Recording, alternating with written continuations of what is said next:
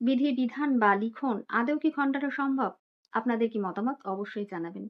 আমি বলবো ইতিহাসের মত। না, বিধির লিখন বা বিধান খণ্ডানো সম্ভব নয়।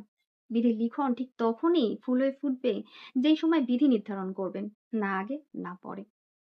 মহাভারতে রাজপুত্র ভীষ্ম অদ্বিতীয় যোদ্ধা হওয়া সত্ত্বেও রাজ সিংহাসন তার প্রাপ্তি হয়নি।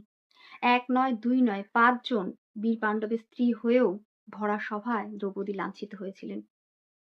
কর্ণ সূর্যের পুত্র হয়েও সুতপুত্র নামেই পরিচিত হন।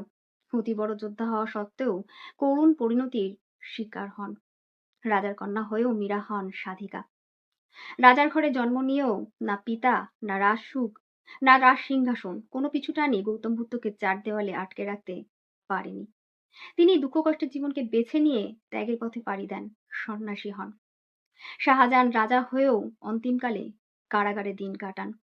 ছত্রপতি শিবাজীর সাম্রাজ্য ছিনিয়ে নেওয়ার শত ষড়যন্ত্র বিফল হয় বিধির লিখনেই।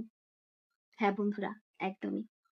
আমাদের সৌন্দর্যতা বা কদর্যতা, সচ্ছলতা বা অসচ্ছলতা, সুবিধা অসুবিধা, ভালো মন্দ, প্রশংসা নিন্দা বা অপমান, সংঘর্ষ, সবটাই পূর্ব নির্ধারিত।